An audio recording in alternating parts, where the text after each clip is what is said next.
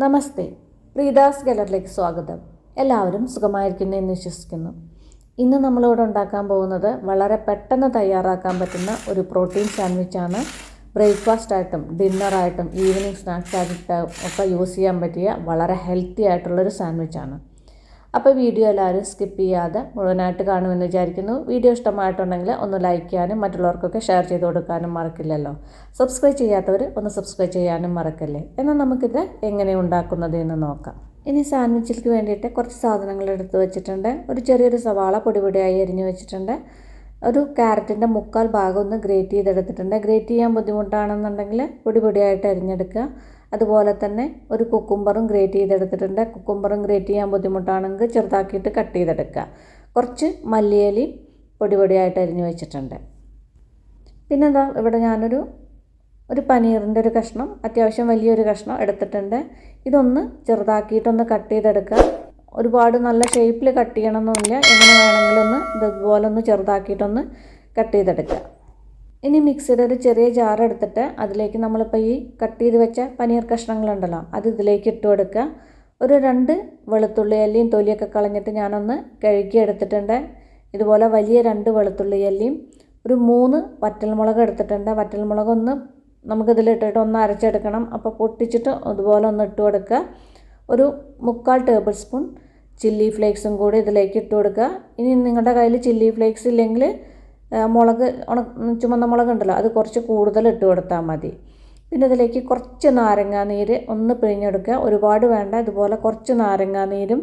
ഇനി ഇതിലേക്ക് ആവശ്യത്തിനുള്ള ഉപ്പ് കൂടി ഇട്ട് കൊടുക്കുക. ഞാനൊരു കഷ്ടി ഒരു 1/2 ടീസ്പൂണോളം ഉപ്പ് ഇട്ട് കൊടുക്കുന്നുണ്ട്. ഉപ്പിട്ടതിന് ശേഷം ഇത് നന്നായിട്ടൊന്ന് അരച്ചെടുക്കുക. ഇപ്പോൾ ഇതാ ഞാൻ ഒന്ന് അരച്ചെടുത്തിട്ടുണ്ട്. നല്ലോണം അങ്ങോട്ട് അരഞ്ഞിട്ടില്ല. ഇനി ഇതിലേക്ക് കുറച്ച് വെള്ളം ഒഴിച്ച് കൊടുക്കുക. ഒരുപാട് വെള്ളം ഒഴിച്ച് കൊടുക്കരുത്. ഇതായിട്ടുണ്ടോ 1-1.5 ടേബിൾ സ്പൂണോ വെള്ളം ഒഴിച്ച് കൊടുത്തതിന് ശേഷം വീണ്ടും ഒന്ന് അരച്ചെടുക്കുക. ഇനി അത്യാവശ്യം വലിയൊരു ബൗളെടുക്കുക. അതിലേക്ക് നേരത്തെ നമ്മൾ കട്ട് ചെയ്ത് വെച്ച വെജിറ്റബിൾസ് ഉണ്ടല്ലോ ആ വെജിറ്റബിൾസ് എല്ലാം ഇതിലേക്ക് ഇട്ട് കൊടുക്കുക. പിന്നെ നമ്മൾ ഇപ്പോൾ പനീറൊക്കെ ഒന്ന് മുളകും ഗാർലിക്കൊക്കെ ചേർത്തിട്ടൊന്ന് അരച്ചെടുത്തിട്ടില്ലേ, ഈ അരച്ചെടുത്ത പനീറും ഇതിലേക്ക് ഇട്ട് കൊടുക്കുക. ഇപ്പോൾ അത് കാണുമ്പോൾ തന്നെ മനസ്സിലാവുന്നുണ്ടല്ലോ, ഒരുപാട് വെള്ളമൊന്നും ഒഴിച്ചിട്ടില്ല. വെള്ളം ഒഴിച്ച് കൊടുക്കരുത്. ഇതുപോലെ കട്ടിയായിട്ട് അരച്ചെടുക്കണം. ഈ അരച്ചെടുത്ത പനീറും കൂടി ഇട്ടിട്ട് ഇത് നേരെ ഒന്ന് മിക്സ് ചെയ്തെടുക്കുക. ആ വെജിറ്റബിൾസൊക്കെ എല്ലാം നേരെ അതിൽ പനീറിൻ്റെ ആ മിക്സിൽ നേരെ മിക്സ് ആവുന്ന തരത്തിൽ നേരെ ഒന്ന് മിക്സ് ചെയ്തെടുക്കുക.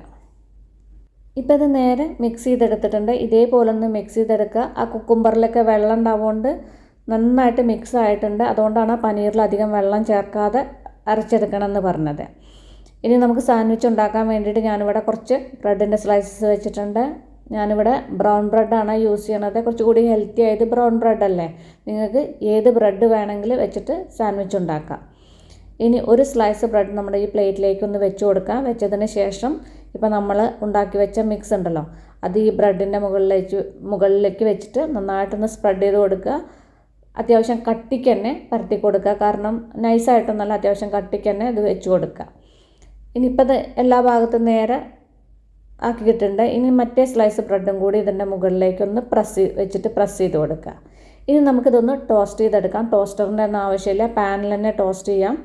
അതിലേക്ക് കുറച്ച് നെയ്യോ ബട്ടറോ ഒന്ന് ഇതുപോലെ ഒന്ന് സ്പ്രെഡ് ചെയ്ത് കൊടുക്കുക. അതിന് ശേഷം നമ്മുടെ ഉണ്ടാക്കി വെച്ച സാൻഡ്വിച്ച് ഉണ്ടല്ലോ അത് ഇതിൻ്റെ മുകളിലേക്കൊന്ന് വെച്ച് കൊടുക്കുക.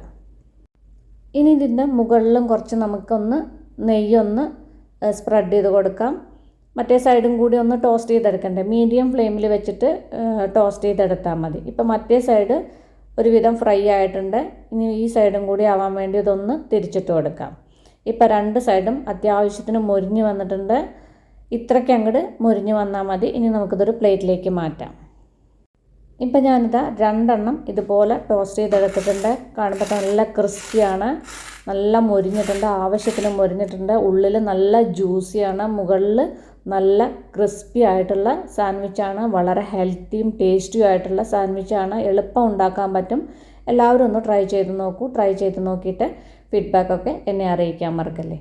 അപ്പം നമുക്കിനി അടിപൊളി പുതിയ റെസിപ്പിയുമായി കാണാം. നന്ദി, നമസ്കാരം.